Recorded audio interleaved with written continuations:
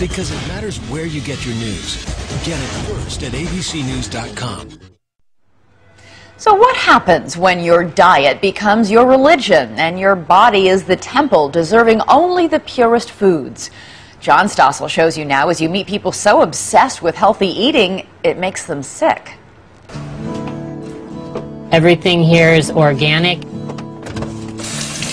Otherwise, I most likely wouldn't consider eating it. For 26-year-old Johnny Regini, I'm making a raw zucchini pasta. Eating a nutritious lunch So I'm just putting some raw hemp seeds. is a painstaking ritual. Sometimes it takes days to prepare meals because I have to sprout things, ferment things. Johnny's desire to eat only healthy foods has strangely become a very unhealthy obsession. It dominates his days.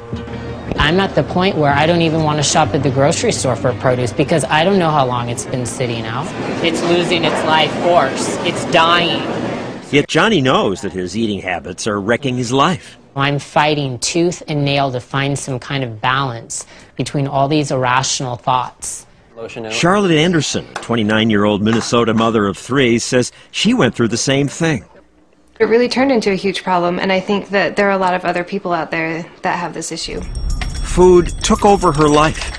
She compulsively cataloged everything she ate. I was obsessed with things like macronutrient ratio, anti-nutrients, antioxidant content, numbers, charts. I mean, I have hundreds of sheets, page after page after page. She ignored her children to do this. That is when it first really started to bother me. This fixation with righteous eating, kind of an obsessive-compulsive disorder focused on health food, is called orthorexia. For Johnny and Charlotte, it's been a kind of religion. Orthorexia is a nutritional god that you must bow down to or you're a sinner. The term was coined by the author of the book Health Food Junkies, Dr. Stephen Bratman. And you suffered from it. I would say I suffered from a psychological obsession with food. Bratman spent years in the health food movement, but became one of its critics after he realized he'd started to become orthorexic. When I was involved with this, it took up way too much of my life experiences when there are other things I could have been doing. Bratman says the problem starts with the delusion that every aspect of our health, what diseases we get, even our emotions, can be controlled by the quality of our food.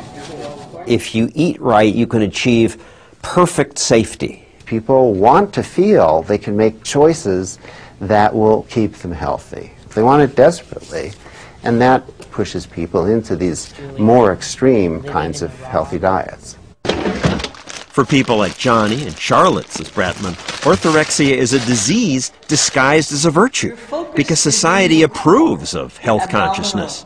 We spend millions on diet books hawking things like macrobiotics, the zone, the blood type diet. But when it gets to the point where your health is overtaking your life, I think that's when it gets to be a problem. Because they pursue purity, orthorexics are disgusted by processed foods like macaroni and cheese. This is the downfall of America. And even this innocent apple may be toxic. If it's not organic, it's probably what goes into the soil is going to go into the food, and then it's going to go into you. That aversion to everything that most of us eat is growing. You should stay away from fruits, from sugars. No meat, no dairy, no eggs, no fish. Grains and beans. That's really what you want to stay away from.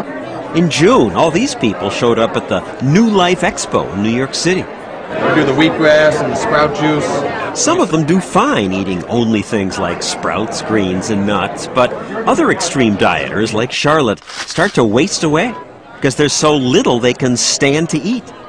I took out tropical fruits because they're too high in sugar. I took out root vegetables because they're too carbohydrate-y. I'm a squirrel.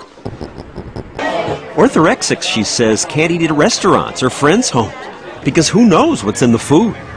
And I didn't want to come out and tell them, I think you're trying to poison me with your food. Charlotte was living in constant fear. I was afraid that if I got anything wrong, I was going to get cancer. If I let go even just a little bit, that my whole life would unravel. And plenty of diet gurus will tell you she's right to worry. You become what you consume. You consume dead food, and death accelerates its presence. Eventually, it takes over. Viktoras Kalvinskas, a keynote speaker at the New Life Expo, is a leading advocate of something called raw foodism. Viva raw revolution! Raw foodists believe cooking vegetables, even a little, destroys their nutritional value. And eating meat is worse, Kalvinskas says, because you eat the animal's fear. When they go through slaughter, they go through a lot of fear, and that fear is taken into the dietary habits of America. I consume the animal's fear? That's ridiculous. Mm-hmm. Okay. But where do you get this idea that the fear from the animal... I get it from personal experience. Everyone knows that eating too much meat can be a problem, but does Kalvinskas even make sense? All over the world, as people have gotten wealthier, they're eating more cooked food, more meat, and lifespans keep increasing. Americans eat more meat than ever. That's correct, and they're sicker than ever. But we're living longer than ever. Living longer doesn't mean quality of life. But you say it's causing all these diseases that are killing people. That's right. But the fact that we're living longer contradicts that. It doesn't contradict that. It only says that you're living longer under medical intervention. These are not natural, whole people. Is Johnny more of a whole person? Is Charlotte, as she declines invitations and ignores her kids while spending hours writing down everything she puts in her mouth? I would just sit on the kitchen floor and cry.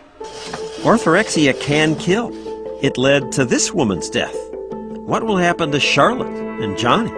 I'm fighting tooth and nail to find some kind of balance. I don't want to die.